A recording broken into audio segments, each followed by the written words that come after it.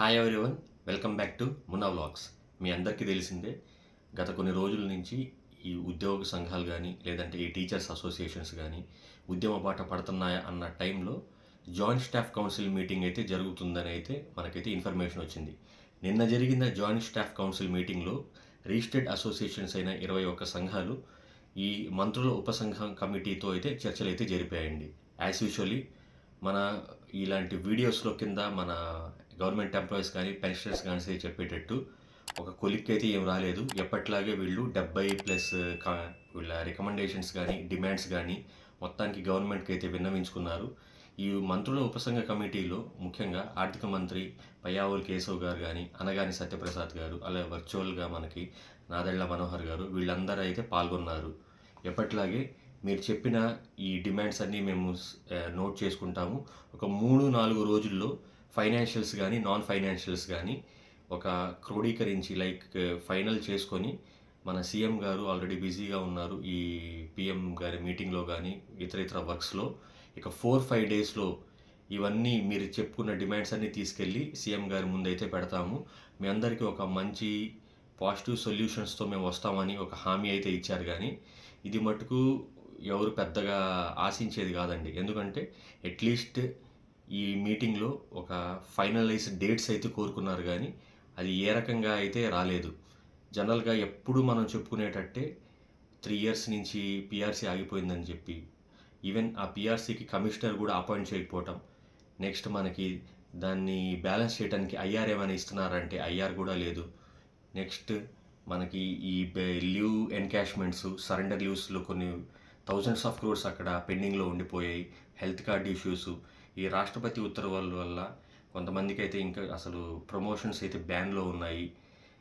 Next మనకి ఈ గ్రామ సచివాలయ ఉద్యోగుల ఈ నోషనల్ ఇంక్రిమెంట్లు, వాళ్ళ promotion channel pay scale, contract ఉద్యోగుల వాళ్ళ డిమాండ్స్, పెన్షనర్స్ యొక్క ప్రాబ్లమ్స్, ఇవన్నీ ఎటు చూసినా కూడా నియర్లీ 40,000 ఆఫ్ క్రోర్స్ అయితే మనకి ఫైనాన్షియల్స్లోనే ఉన్నాయి.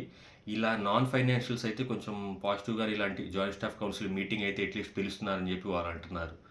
సో ఒక రోడ్ మ్యాప్ లేకుండా, నెక్స్ట్ కన్ఫర్మ్డ్ డేట్స్ కూడా వాళ్ళు ఇవ్వలేదు కాబట్టి, సో ఈ మీటింగ్ అయితే అంతగా ప్రిఫరబుల్ కాదని వీళ్ళు అనుకుంటున్నారు. ఎందుకంటే ఈ అసోసియేషన్స్ మీద చాలా ఒత్తిడి ఉందండి.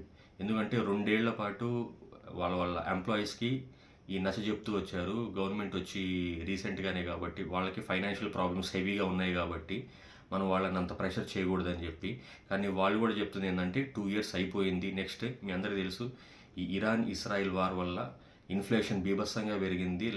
మనకి అన్ని ఫ్యూయల్ ప్రైసెస్ కానీ, డొమెస్టిక్ గ్యాస్ ప్రైసెస్ కానీ, మనకి మిగతా అన్ని రకాల డైలీ యూస్ కమోడిటీస్ కానీ, పెట్రోల్, డీజిల్ అన్నీ పెరిగిపోయాయి. ఇలాంటి తరుణంలో కూడా ఇంకా 5 డిఏలు అండి పెండింగ్, 5 డిఏలు పెండింగు.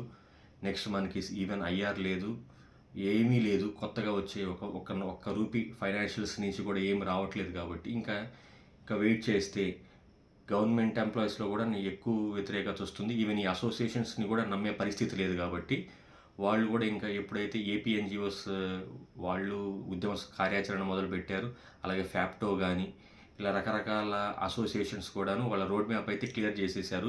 చలో విజయవాడ కానీ ఇలా ధర్నా చేయాల్సిందే.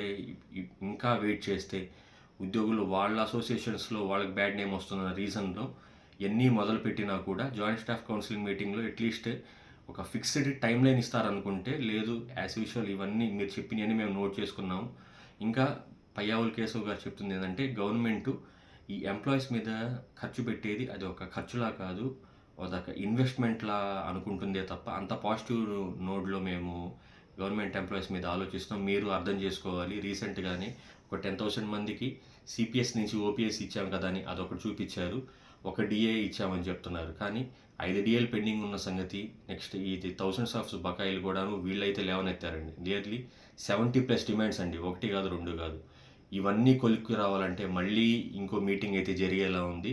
ఇప్పటికైతే ఇది ఒక నిరాశతో కూడిన మీటింగ్ అనే చెప్పాలి.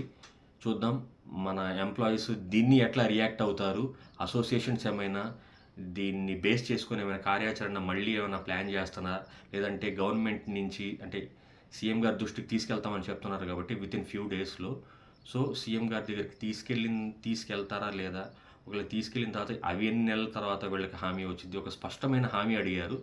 ఈ హామీ ఇస్తారా లేదా అన్నదే చూడాలండి. ఇంకొంచెం లేట్ అయితే మటుకు రియల్లీ మళ్ళీ ఇంకో ధర్నా ఖచ్చితంగా మన ఆంధ్రప్రదేశ్లో జరగబోతుంది. దాంట్లో ఎటువంటి అయితే డౌట్ లేదు. ఈ వీడియో కనుక మీకు నచ్చితే లైక్ చేయండి, షేర్ చేయండి. మీకు తెలిసిన ఈ గవర్నమెంట్ ఎంప్లాయీస్ ఉంటే వాళ్ళకి ఖచ్చితంగా ఈ వీడియో షేర్ చేయండి. కొత్తగా మనం వాట్సాప్ ఛానల్ కూడా క్రియేట్ చేసామండి. ఆ వాట్సాప్ ఛానల్ ఒక లింక్ కూడాను ఈ వీడియో డిస్క్రిప్షన్లో ఇచ్చాను. ఇప్పటికే చాలామంది జాయిన్ అయ్యారు. టైమ్లీ అప్డేట్స్ కోసం ఆ వాట్సాప్ ఛానల్ కూడా ఫాలో అయిపోండి. కొత్తగా మన ఛానల్కి విజిట్ చేశారా, సబ్స్క్రైబ్ చేయడం మాత్రం మర్చిపోవద్దు.